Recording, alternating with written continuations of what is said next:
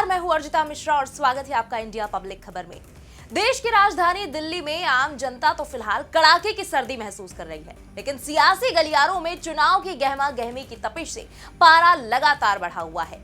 दिल्ली चुनाव का बिगुल किसी भी वक्त बज सकता है और उससे पहले अब यहाँ के सियासी लेबोरेटरी में सभी पार्टियां अलग अलग फॉर्मूले लगाकर सत्ता के करीब पहुंचने का सॉल्यूशन तैयार कर रही हैं। लेकिन इन सबके बीच यूपी से चलकर अब दिल्ली के चुनाव में भी किस्मत आजमाते हुए और अपनी पार्टी के धुंधले होते जा रहे नेशनल पार्टी के अस्तित्व को बचाए रखने के मकसद से सभी सीटों पर अकेले चुनाव लड़ने का ऐलान कर चुकी बसपा सुप्रीमो मायावती ने ऐसा फॉर्मूला ढूंढ निकाला है जिससे न सिर्फ बीजेपी और कांग्रेस जैसी यहाँ विपक्ष में बैठी बड़ी बड़ी पार्टियों को, बल्कि दिल्ली की सत्ता पर पिछले एक दशक से कब्जा जमाए बैठी आम आदमी पार्टी को भी चौकन्ना कर दिया है। और साथ ही साथ अब तक आम आदमी पार्टी, बीजेपी और कांग्रेस के बीच त्रिकोणीय माने जा रहे इस वॉल ट्रायंगल को और भी दिलचस्प बनाते हुए मायावती की भी मुकाबले में एंट्री हो चुकी है। सभी राजनीतिक दल दिल्ली का किला फतेह करने के अपने अपने ब्लूप्रिंट पर काम करने में लगे हुए हैं, लेकिन किसी भी चुनावी राज्य में जनता की नब्ज पकड़े बिना और उसका दिल जीते बिना चुनाव में जीत दर्ज करना नामुमकिन है। और यही बात लागू होती है दिल्ली पर भी, जहां अब से कुछ ही वक्त बाद इलेक्शन होना है। इसी के चलते चुनावी रण में उतरी सभी पार्टियों ने अपने वोट बैंक को मजबूत करने के लिए समीकरण बिठाने अभी से शुरू कर दिए हैं। और इसी कड़ी में बसपा सुप्रीमो मायावती ने भी पकड़ ली है दिल्ली की नब्ज और तैयार कर लिया है वो खास फॉर्मूला जिसके सहारे बसपा सुप्रीमो मायावती बीएसपी को दिल्ली में दिला सकती हैं शानदार जीत। तो क्या है वो फॉर्मूला जिसके साथ मायावती कर रही हैं दिल्ली के चुनावी मैदान में उतरने की तैयारी? क्या बसपा की खिसकती जमीन को वापस मजबूत कर दिल्ली में कुछ बढ़त दिला पाएगा ये फॉर्मूला? और इस बसपा सुप्रीमो के फॉर्मूले से कांग्रेस, आम आदमी पार्टी या बीजेपी में किसका बिगड़ेगा ज्यादा खेल? सब कुछ करेंगे डिकोड इस स्पेशल रिपोर्ट में। असल में बाबा साहेब भीमराव अंबेडकर को लेकर पिछले महीने संसद सत्र के दौरान गृह मंत्री अमित शाह के एक बयान से शुरू हुई राजनीति के बीच बसपा की नजर अब दिल्ली विधानसभा चुनाव पर है। पार्टी की कोशिश है कि चुनावी समीकरण बदलकर अपना राजनीतिक महत्व बता दिया जाए। वैसे तो दिल्ली चुनाव लड़ने का ऐलान बीएसपी पिछले साल जुलाई में ही कर चुकी थी, लेकिन इस बीच हुए तमाम चुनावों में कहीं भी खाता तक न खुलने और फिर हाल ही में हुए अंबेडकर अपमान विवाद के चलते बसपा सुप्रीमो को फिर से अपने दलित वोट बैंक की ओर हाथ बढ़ाने का एक और सुनहरा मौका मिल गया है, जिसको अब दिल्ली चुनाव में बसपा सुप्रीमो मायावती कहीं न कहीं भुनाना जरूर चाहती है। वैसे तो इस बार सभी 70 विधानसभा सीटों पर बीएसपी ने प्रत्याशी उतारने की घोषणा कर दी है, लेकिन दिल्ली के करीब 17% अनुसूचित जाति से संबंधित मतदाताओं के साथ ही मुस्लिम मतदाताओं पर भी पार्टी की खासा नजर है। और इन दोनों को ही साधने के लिए बसपा सुप्रीमो एक खास फॉर्मूले पर काम करने जा रही है, जो की है M+D फॉर्मूला, यानी मुस्लिम प्लस दलित। खबरों के मुताबिक दिल्ली को 5 क्षेत्रों में बांटकर विधानसभा चुनाव की तैयारी बसपा कर रही है।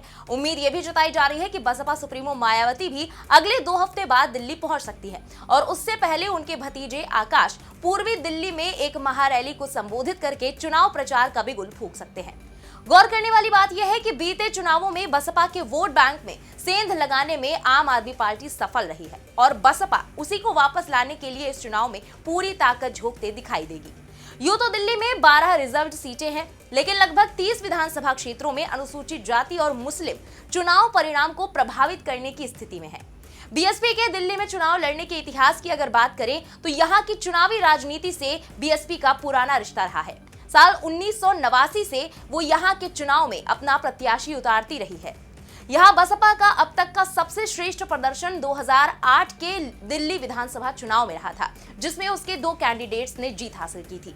6 सीटों पर वो दूसरे नंबर पर रही थी। वहीं नगर निगम चुनाव में बसपा ने 2007 में 17, 2012 में 15 और 2017 में 3 वार्डों में जीत मिली थी, लेकिन फिर 2022 के निगम चुनाव में एक भी वार्ड में जीत नहीं मिल पाई। लोकसभा में भी उसे एक भी सीट अभी तक नहीं मिली है, लेकिन विधानसभा और निगम चुनाव में सफलता बीएसपी को जरूर मिल पाई है। यहाँ बड़ी बात यह है कि मुस्लिम और दलित फैक्टर पर बीएसपी के अलावा और भी पार्टियों ने यहाँ पर मैदान में प्रत्याशी उतारने की कोशिश की है। दिल्ली विधानसभा चुनाव का अभी तक का ये पहला ऐसा चुनाव माना जा रहा है जिसमें मुस्लिम समाज के मतदाता राजनीतिक दलों के मुद्दे और उनके प्रत्याशियों की तरफ देख रहे हैं। जिसके चलते मुस्लिमों के सियासी नफ्स को समझते हुए एआईएम चीफ असदुद्दीन ओवैसी ने भी दिल्ली में पूरे दमखम के साथ चुनाव लड़ने की रणनीति अपनाई है।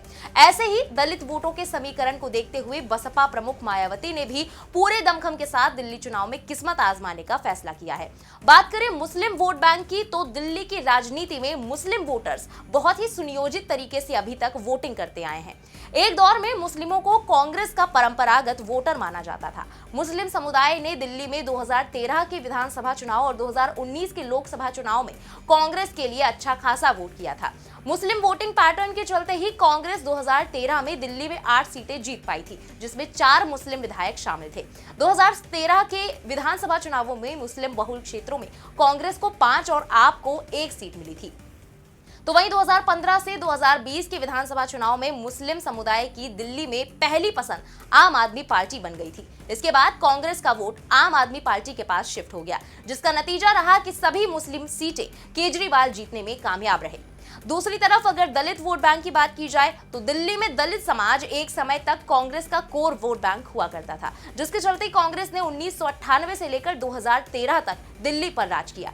हालांकि दलित समाज का कुछ वोट बीएसपी को भी मिलता रहा, लेकिन 2013 के बाद से दलित वोटर कांग्रेस से आम आदमी पार्टी की तरफ छिटक गया। इसका नतीजा ये हुआ कि कांग्रेस और बीएसपी दोनों ही दिल्ली की सियासत में हाशिए पर चली गई। अरविंद केजरीवाल दिल्ली के दलित वोटों पर अपना एक छत्र राज अभी भी कायम किए हुए हैं, जिसकी बदौलत 2013 से लेकर 2020 तक दलितों का 70% से ज्यादा वोट आम आदमी पार्टी को मिला है।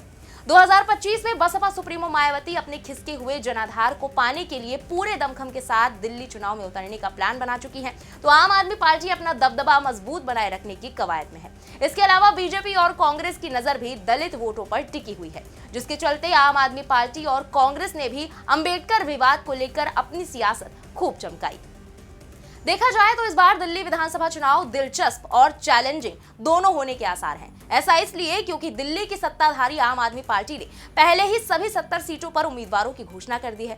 कांग्रेस ने भी 47 सीटों पर प्रत्याशी उतार दिए हैं। केंद्र की सत्ताधारी बीजेपी भी दिल्ली की चुनाव को लेकर माथापच्ची में जुटी हुई है। माना जा रहा है कि जल्द ही पार्टी उम्मीदवारों की लिस्ट जारी कर सकती है।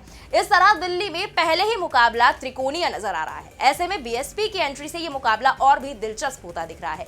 मीडिया रिपोर्ट्स के मुताबिक पार्टी ने सभी 70 सीटों पर उम्मीदवारों के चयन की प्रक्रिया और निगरानी के लिए हर जोन में कोऑर्डिनेटर नियुक्त किए हैं, जो कि अपनी सिफारिशों को अंतिम रूप देंगे और उन्हें बसपा सुप्रीमो मायावती को भेजेंगे। उम्मीदवारों के संबंध में फाइनल डिसीजन इन्हीं सिफारिशों के आधार पर किया जाएगा। बहरहाल आकाश आनंद 5 जनवरी को दिल्ली के दलित बहुल कोंडली स्थित अंबेडकर पार्क में जनसभा करके दिल्ली चुनाव अभियान का आगाज करने जा रहे हैं। बसपा के जनाधार को बढ़ाने के लिए डोर टू डोर जनसंपर्क अभियान भी चलाने की रणनीति पर काम किया जा रहा है। इसके अलावा दलित और पिछड़ों पर फोकस करने और मजबूत प्रत्याशी उतारने की स्ट्रैटेजी भी बनाई गई है। ऐसे में बसपा की सियासी दस्तक और मजबूती से चुनाव लड़ने से आम आदमी पार्टी और कांग्रेस का सियासी खेल जरूर गड़बड़ा सकता है। वहीं अगर बीजेपी अपने पिछले वोट बैंक को साधे रखती है और दलित वोटों में बिखराव होता है, तो दिल्ली में उसके 27 साल का सियासी सूखा भी खत्म हो सकता है। ऐसे में देखना अहम होगा कि दलित और मुस्लिम वोटों का समीकरण दिल्ली में किस तरह से गेम चेंजर साबित होता है और क्या बसपा सुप्रीमो मायावती अपने M+D यानी कि मुस्लिम प्लस दलित फॉर्मूले से सत्ता की गद्दी के कुछ करीब पहुंच पाती हैं या नहीं। फिलहाल इस पूरी खबर में अभी के लिए बस इतना ही। इस पर आपका क्या कहना है कमेंट में लिखकर जरूर बताएं। बने रहें इंडिया पब्लिक खबर के साथ। हमारे YouTube चैनल को सब्सक्राइब करें, बेल आइकन दबाना बिल्कुल ना भूलें।